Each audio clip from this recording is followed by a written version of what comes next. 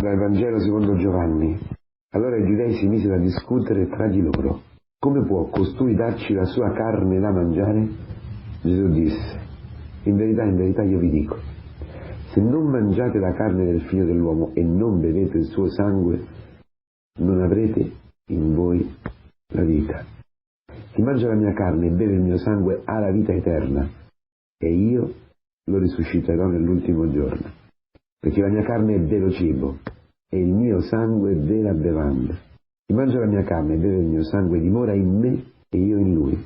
Come il Padre che ha la vita ha mandato me e io vivo per il Padre, così anche colui che mangia di me vivrà per me.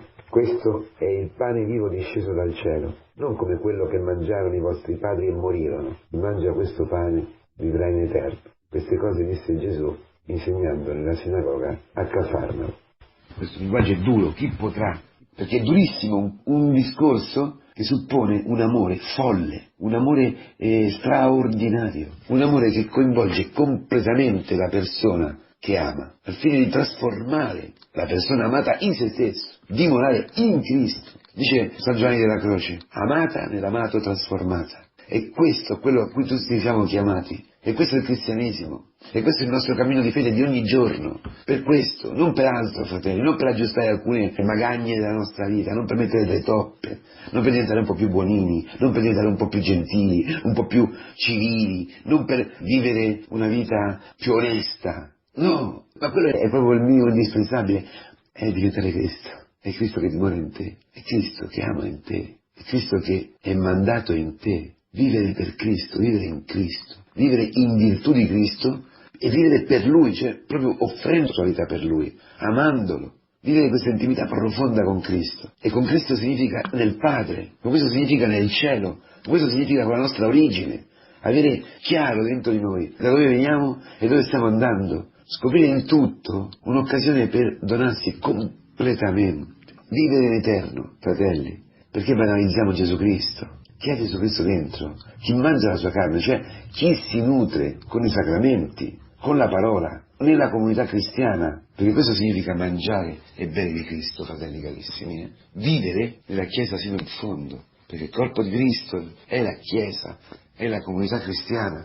Quindi vivere, camminare ogni giorno con fratelli concreti, con persone concrete, sperimentare giorno dopo giorno l'amore, la misericordia, sperimentare che Dio perdona i tuoi peccati per la carne di Cristo offerta per te, partecipare all'Eucaristia, al sacramento dell'Eucaristia, sperimentandolo vero, sperimentando nella Chiesa la vita eterna, che puoi perdonare, che puoi andare oltre la morte, oltre la corruzione, puoi sperimentare nella tua famiglia puoi sperimentare la vita eterna, perché puoi amare oltre la morte, puoi amare oltre il dolore che ti suppone, che ti infligge l'altro, puoi amare oltre il tradimento di tuo marito, che non si rende conto, che non capisce i tuoi problemi, i tuoi dolori, che vive profondamente lontano dal tuo mondo. Ecco, se tu non hai vita eterna, se non mangi il corpo e il sangue di Cristo, che è Dio che si offre a te, che è Dio sceso sulla terra per te, che è Dio che si è fatto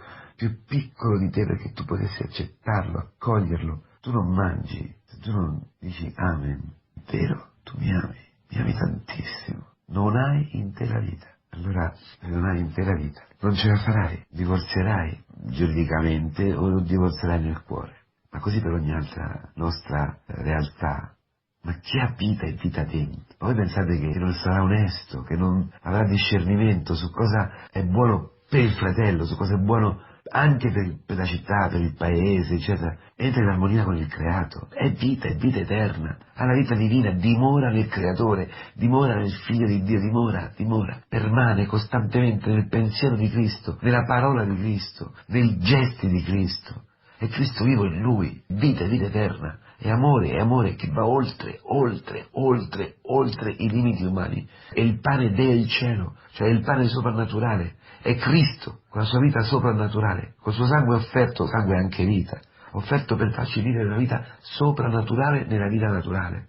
Noi che abbiamo una natura limitata, accogliamo Cristo, dimoriamo in Cristo e Cristo ci fa fare quel salto, quel supplemento che non possiamo, ma che in Lui è possibile. Questa è la vita eterna e questa è la è la caparra della risurrezione dell'ultimo giorno. Perdonare, amare, la pazienza, aprirsi alla vita, una parola di tenerezza, caricare i propri peccati dell'altro. Questo vuol dire avere vita e vita eterna, vita eterna. Vuoi difendere la tua vita di oggi, che si corrompe, limitata? O vuoi accogliere Cristo? Vuoi accogliere la sua vita? Vuoi mangiare? E mangiare Cristo significa, per chi lo ha sperimentato, nutrirsi della storia, nutrirsi degli eventi, nutrirsi delle relazioni, cioè mangiare il cibo che ci dà ogni giorno il nostro Signore Gesù Cristo, il cibo che ci dà il Padre. Dacci oggi il nostro pane quotidiano, pane sostanziale, dice, il pane vero, Cristo. Dove? Nella vita, quotidiano, nella storia, perché ogni giorno ha la sua pena, ogni giorno ha il suo altare dove Cristo si offre e dove chiama noi a offrirci, per vivere questo amplesso, santissimo, questa intimità, per dimorare Lui in noi e noi in Lui, in questo rapporto meraviglioso della sposa con lo sposo. Tutto questo si può fare solo attraverso la Chiesa, solo vivendo nella Chiesa, la sposa, bellissima, purificata dello sposo, che l'ha lavata e la purifica con il suo sangue, con la sua carne offerta per amore. Allora coraggio, camminiamo nella Chiesa per vivere ogni giorno